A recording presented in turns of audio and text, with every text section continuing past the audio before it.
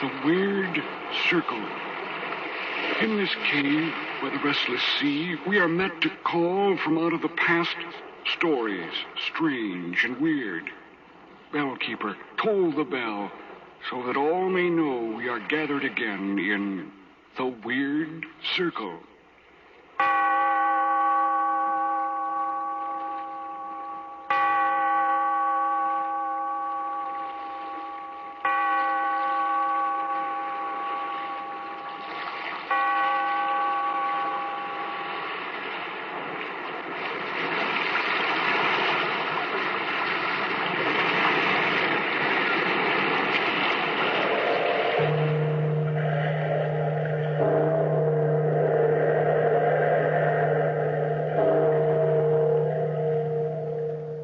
Out of the past, phantoms of a world gone by, speak again the immortal tale, the telltale heart.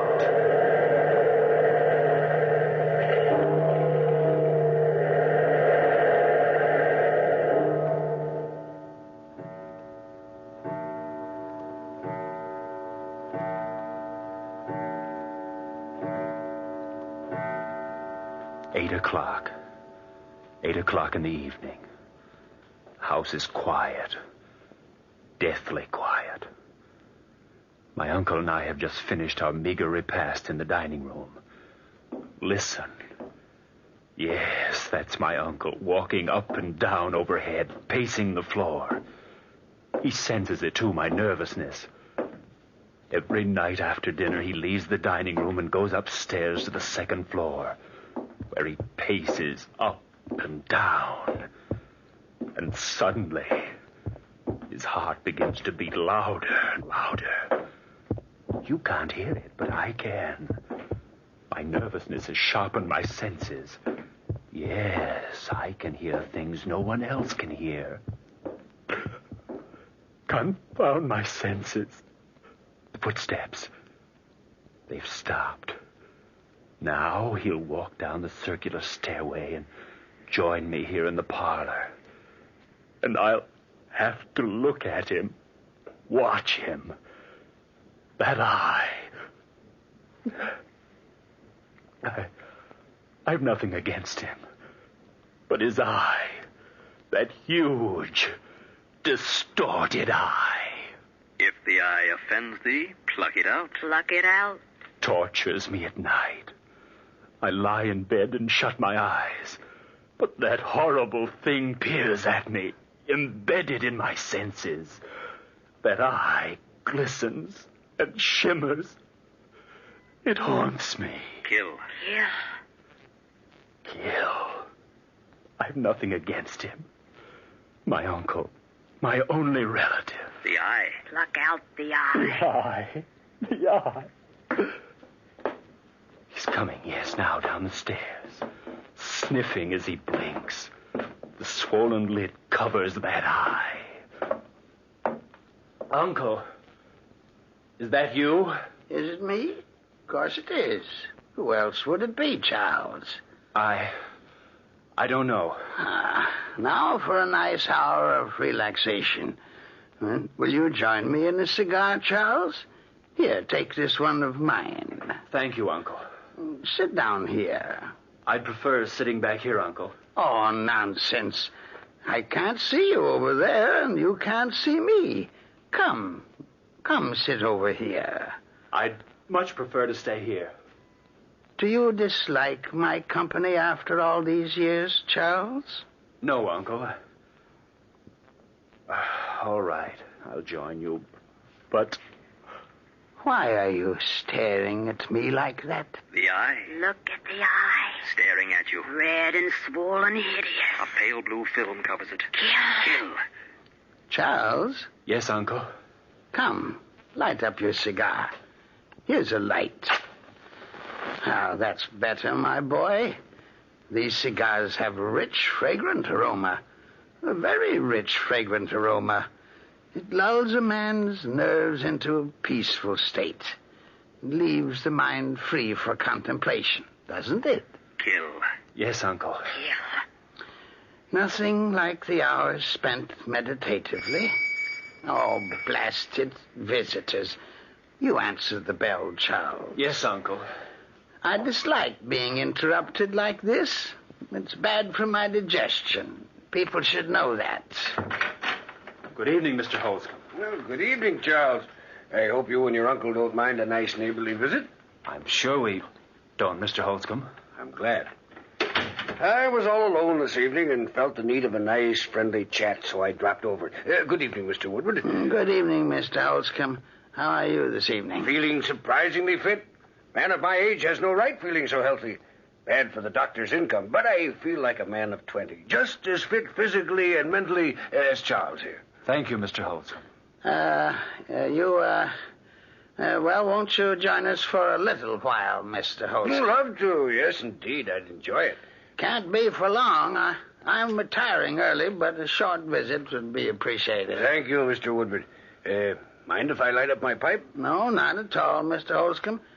Charles, get him an ashtray before he scatters the ashes all over the carpet. Yes, Uncle. Here you are, Mr. Holscomb. Thank you, Charles. Well, what's this? Well, as any idiot can plainly see, it's a knife. Yes, a knife, Mr. Woodward.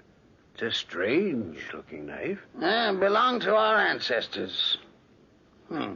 Charles, what's it doing down here off the hook on the wall? I took it down from the wall to clean it, Uncle.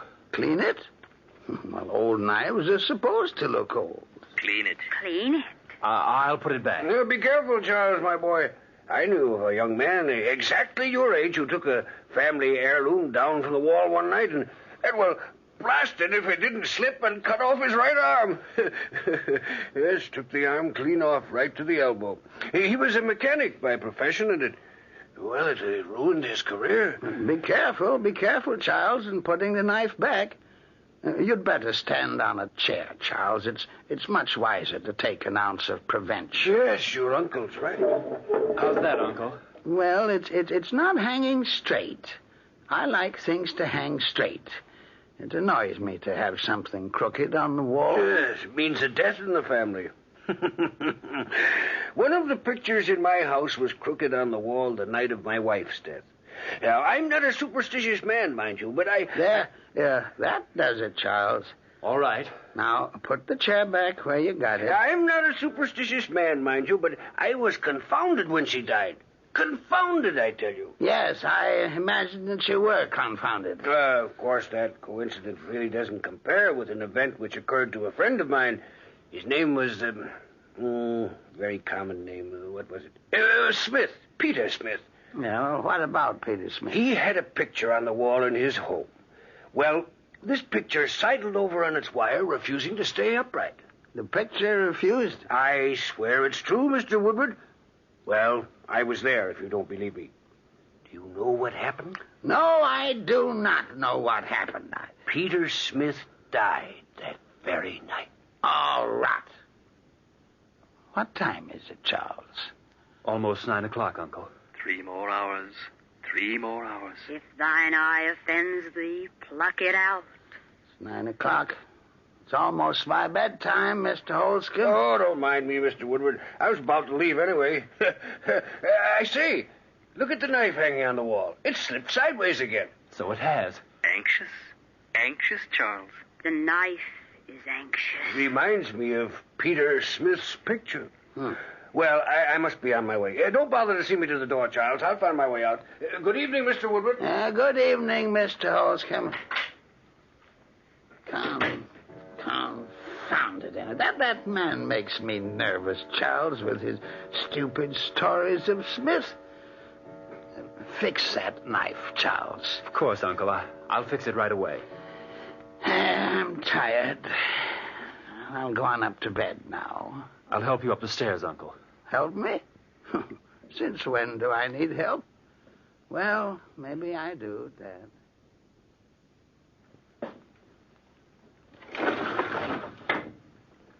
Anything else you want of me besides opening this window, Uncle? No, nothing, Charles. I'd better take this chair out of your way. Oh, the chair isn't in my way. In case you should awake during the night and want to get out of bed. You don't want to stumble over chairs on your way to the door. Well, I never awake during the night, Charles. But you might. Or we might. Yes, we might. We might creep in here. I might, yes, I might. Oh, I might do anything, my boy. I also might not. Now, take the candle with you before you leave, Charles. Of course, Uncle. I hadn't intended to leave it burning. Of course. We'll take it with us. Of course, of course. Good night. Good night. 9:30. 9:30. I must be clever. I must think everything out very carefully. Yes, carefully. Must wait till midnight. Yes, till midnight. Why must I wait till midnight? Why? That's the plan. The clever plan. Clever, clever. Walk down the stairs and wait in the parlor. The room will be dark. And I'll wait. I'll wait. He'll be asleep by midnight. Clever, clever. Then at midnight I'll creep up the stairs with a knife. And if the eye offends me, pluck it out. It must have meant me. Of course, it's all so clear. Clear and clever. First thing to do is get the knife. Go into the parlor, stand on the chair, and get the knife. Be careful, Charles. Careful, careful, careful with the chair. You pull up the chair and stand on it, but be careful. I'm always careful. Now I've the knife. What do I do next? What is the plan? Sit and wait. Sit and wait. The doorbell. Could it be at this hour? This isn't part of my plan. No, not part of my plan. Get rid of them, whoever they are. Get rid of them. Oh, Mr. Holscomb. Sorry to disturb you, Charles, but I left my pipe here. I looked all over my house for the blasted thing before I remembered I'd left it here. Well, it must be in the parlor. Don't bother yourself. I'll get it. It's no bother. Why, you're trembling, Charlie. Did I frighten you when I rang the bell? Well, I wasn't expecting you. No, not expecting you. Expecting you. I read of a man in the paper who died of fright when his doorbell rang.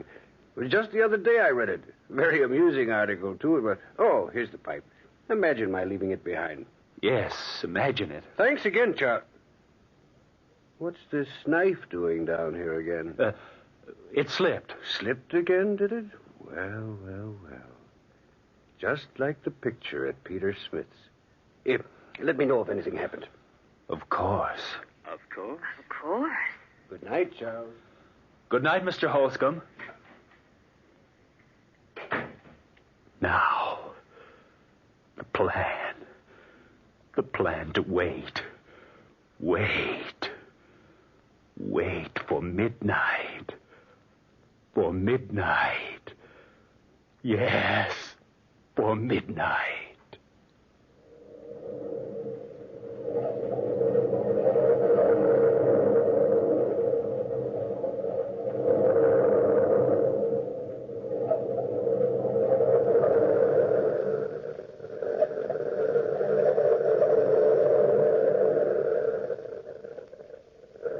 Don't forget the plan, Charles. Strike with the clock at midnight.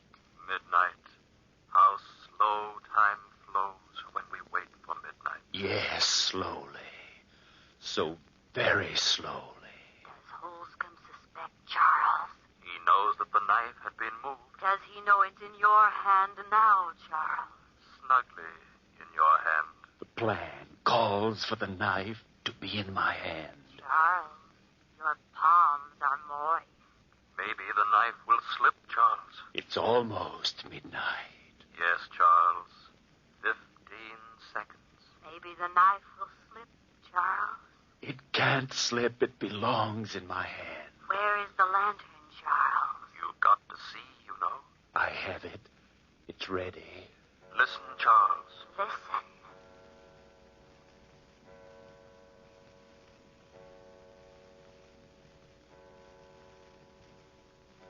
Midnight. 12 midnight. The time has come. Yes, the time has come. Now for the lantern. Light it. Light it. Shut the door of the lantern. No light can escape. None. None. The lantern in one hand. The knife in the other. The knife. The knife. Listen. The house is so quiet. Yes, deathly quiet. I must walk quietly. Listen. Listen. My senses sharpen. Every second makes them sharper.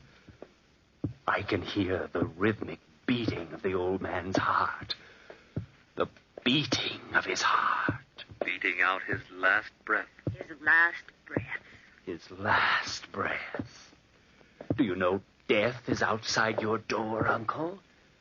Death is waiting, Uncle. Waiting.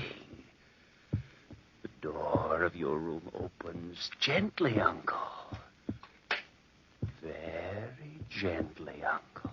Careful, the plant. Careful, careful. Listen. Listen. The heart. The beating of the old man's heart. Who's there? Stand still, Charles. Stand still and wait. Just wait. Wait until his gleaming eye is focused on your face. Who's in my room? Who is it? Oh, where's my candle? Don't answer, Charles. Don't answer. Just wait, wait. Charles!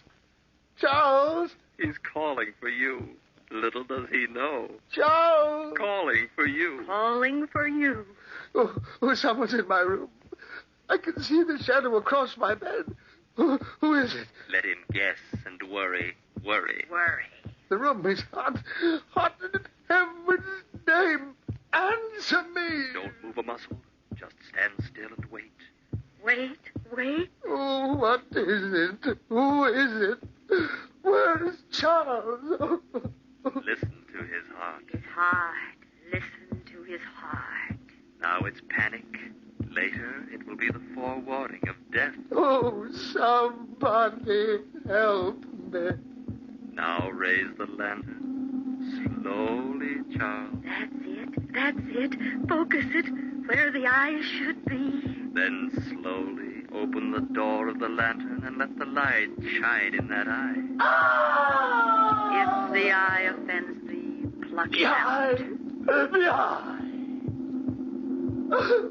No, no, not the knife. Not the knife.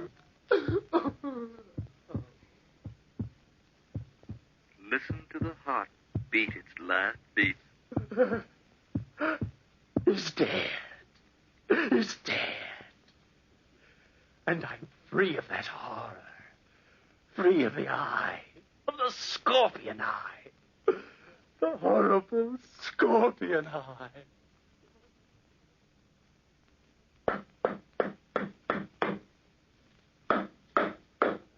Clever, clever, Charles. Burying the body where no one will ever suspect it to be. Clever, clever. Yes, I am clever. Underneath the floor of the parlor. Underneath the floor in the parlor. Yes, right here beneath me.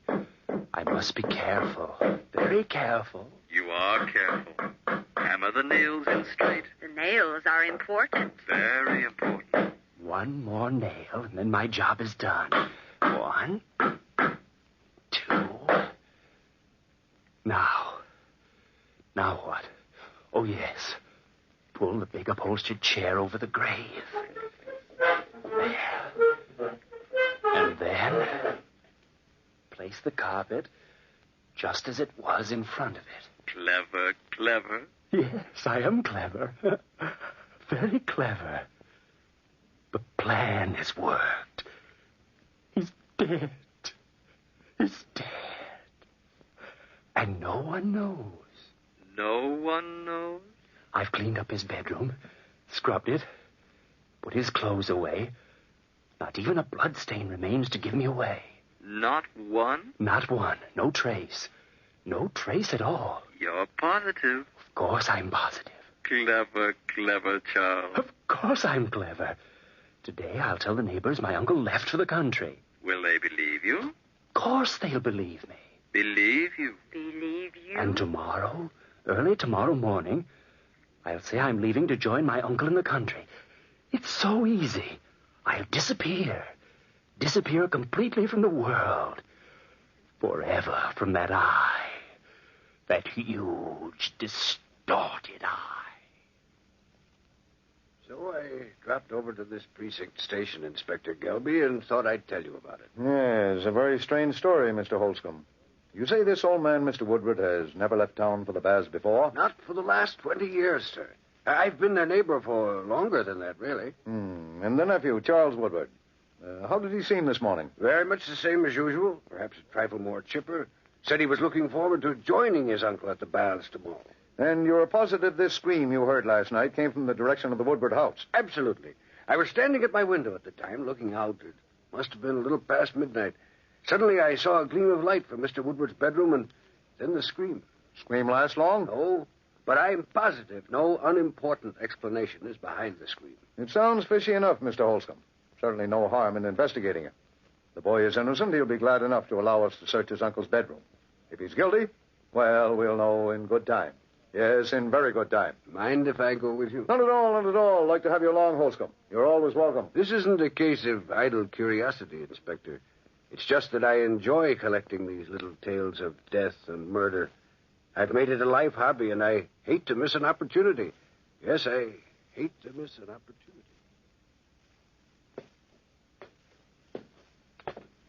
Search the house, Inspector, if you don't believe me. My uncle's room is right at the top of these stairs. Oh, thank you. Thank you very much. My uncle will be very amused by all this when I tell him. Oh, it's not that either. I nor Mr. Holscomb suspect anything, you know. No, certainly not, Charlie, my boy. Of course not. Yep. This is my uncle's room, as you no doubt know, Mr. Holscomb. Yes, of course it is. Search to your heart's content. Room's in perfect order. If I murdered my uncle mysteriously, there ought to be at least one blood stain on the bedclothes or on the floor. Mind if I undo the bed to look at the sheets? Well, not at all, Inspector. Careful. You're clever, but be careful. The bed sheets are used, but there's certainly no sign of violence here. Well, naturally, Inspector. And the floors. Spotless. Your uncle must be a very neat man. Exceedingly neat. Isn't he, Mr. Holscomb? Oh, absolutely. Well, I'm sorry we bothered you like this, sir. But you know it's better to be on the safe side. Well, I understand perfectly, Inspector. I'm sorry, Charles. Perfectly all right, Mr. Holscomb. I would have done the same thing in your shoes. Won't you gentlemen join me in the parlor for a cup of tea before you leave? Well, now, we'd be too much trouble. No trouble at all, I guarantee you. No trouble at all. Here, I better close the door to Uncle's room before dust blows through from the hallway. You know my uncle's fetish.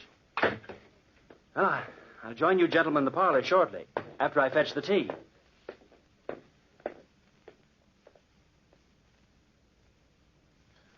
A very amusing story. A very amusing story, Mr. Holscomb. I always thought so, Inspector Gilby. You collect stories of crime, don't you, Mr. Holscomb? Yes, indeed. I found some prize ones in my day. Yes, I imagine you have. He'd enjoy your story, Charles. Yes, he'd enjoy it. Enjoy it. Pass the sugar, Inspector, please. Huh? Oh, yes. Here you are. Listen, Charles. What is it? Listen. What'd you say, Charles? Nothing. I've a very amusing story about a woman in India. I read it in the paper the other morning just as I was eating some very fine orange marmalade. Listen. It's the heart, Charles. The old man's heart. The heart. You can hear it. No, it can't be. What can't be?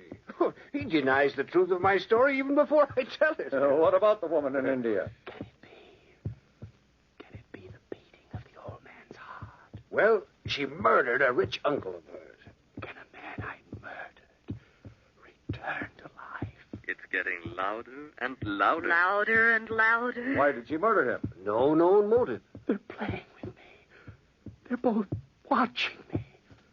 Watching you. How did she murder him? Cut him in little pieces and hid him under the flooring in her bedroom. Under the flooring. Making a mockery of a living horror. They know, Charles. They know. They know, Charles. They know. What's the matter, Charles? He looks ill. Ill? Ew. Make it stop. Make it stop. They're playing with you. Playing with you. No. Watch him, Inspector. He's... Fools. Don't play with me like this. You can hear it. I can see it in your faces. In your evil, grinning faces. You can hear it. The heart. The telltale heart. Returned from death. Admit you can hear it. becoming louder and louder. Louder and louder. Louder. Louder. Stop it! Stop it! I admit the deed. I admit I murdered my uncle last night. Only for the love of God. Make his hideous heart stop beating. You murdered? Yes, I murdered him. Tear up the plank underneath his chair. Rescue the body. But stop the beating of the telltale heart. Telltale heart. Telltale heart.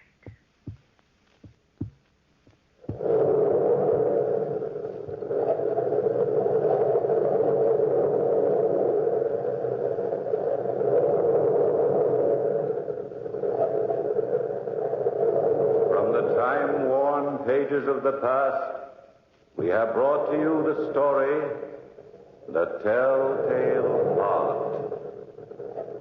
Bellkeeper, pull the bell.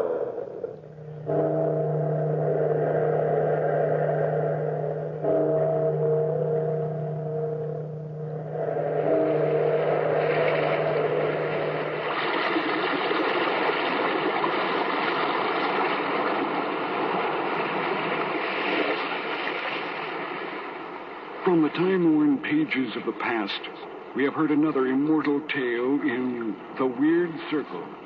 Bellkeeper, toll the bell.